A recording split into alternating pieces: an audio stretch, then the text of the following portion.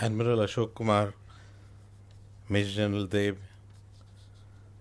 our very learned colleague from South Africa representing the chair, and it's a heavy responsibility, and I think he carries it well also. Distinguished participants, Mr. Sanjay Panda, Joint Secretary from the Ministry of External Affairs, friends, this really is, I must confess, one of the most successful meetings that IORA has conducted for a very long time.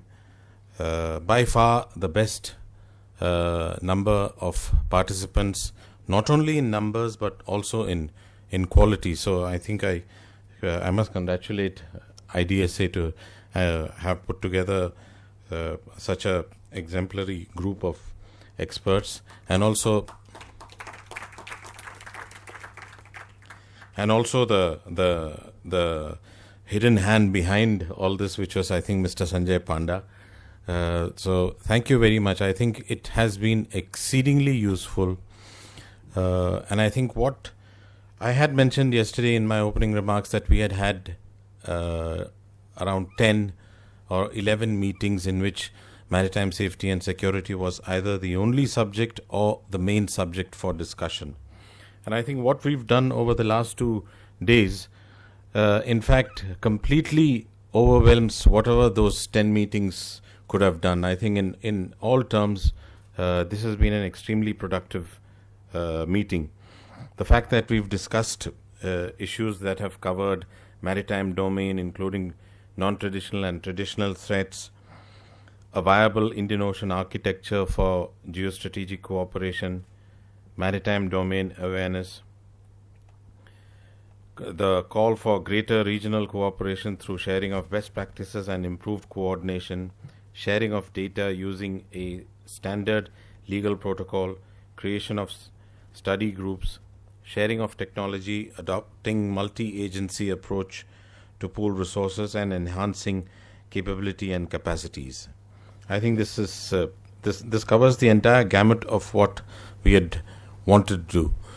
One of the reasons why those 10 meetings actually proved to be not fruitful was that IORA did not have a mechanism to implement the decisions taken by the senior officials and the ministers to some extent. We had, in fact, placed it in front of senior officials and the ministers last year, actually year before last for the first time, and then last year again.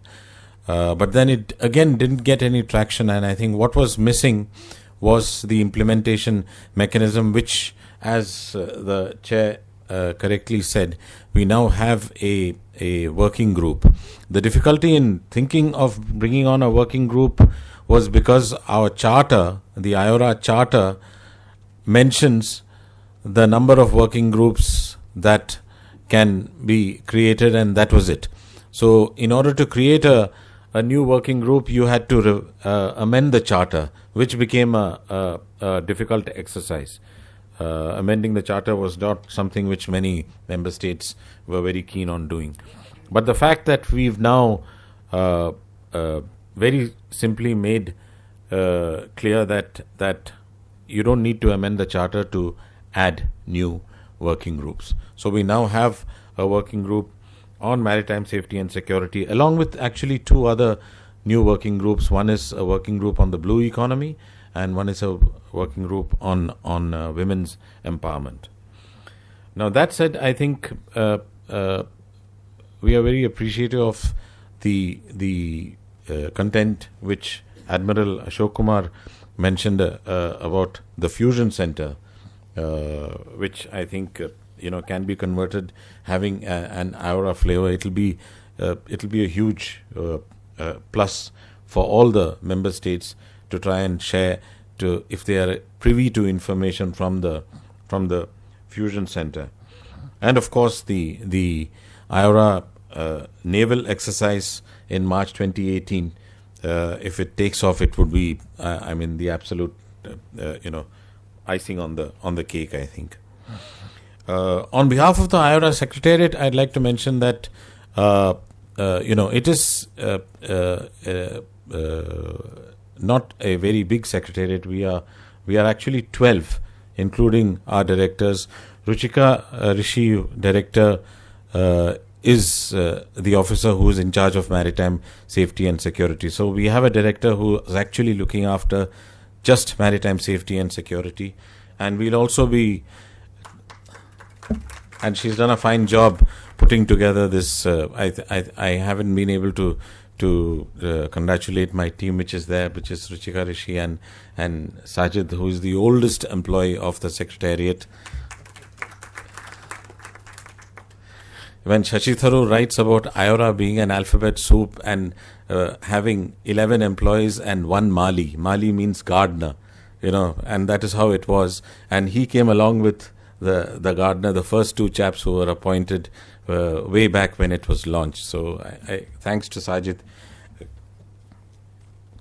Coming back to the unit which Ruchika will be heading, we'll also have, with the assistance of dialogue partner Germany, we will be recruiting 2 experts in Mauritius, 2 local experts financed by the German development program to assist the maritime unit. So that will be the second specialized unit. We have a blue economy unit, and now we'll have a maritime safety and security unit.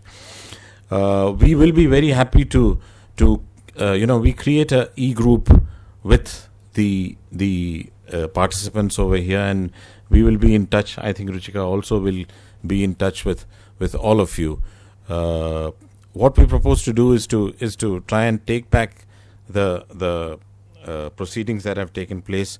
We give it's fairly flexible. We send the reports to all of you, but necessarily we have to send it to the national focal point, which is the Foreign Ministry of all member states. And there is enough time for you to examine it and come back to the Secretariat, and in case there is anything which we may have missed out, which you feel that needed some modification. So that freedom is there, and we give up to 30 days for that exercise. Mr. Brewster, I hope that clears your doubt. Within 30 days, you can come back to us, and then we say that this is the final version and send it to all the focal points once again. So that is what we propose to do as far as the document is concerned. A question was asked about the memorandum of understanding as to how to go about memorandum of understanding in maritime safety and security. I wouldn't wish to prejudge the issue. Of course, the merits of the case are quite clear for everyone to see.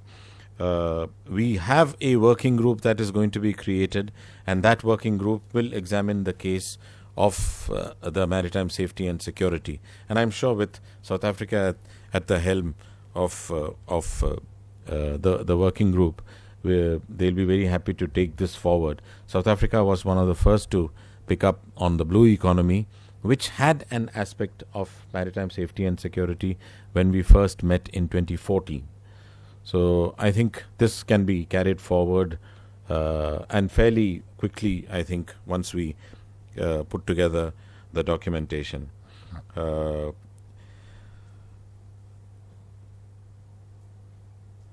Yes, and then I think if there are, of course, any queries, we are quite welcome to raise it here or to email us. We'll be very happy to respond as quickly as possible. We do stay regularly in touch. The e-groups work quite efficiently, and we'll be very happy to give whatever information you require. I'd like to thank IDSA, Major General Deb once again, and his team, which is Ruchita Berry, who has been extremely crucial in putting this together, along with Ruchika, and also her team, the administrative and the logistical staff, and the interns and the researchers. Thank you very much, Ruchita. It's been a great pleasure working with you. And we look forward to meeting all of you again. I think this being the number one priority of IORA, which was put in place by India when it became the chair in November 2011, and I think it now has gained some traction. But that is how IORA works. I think it takes a little time for things to gain traction. It's taken a long time for various things to develop, but I think the longer it takes, I think the better the product would be. Thank you very much.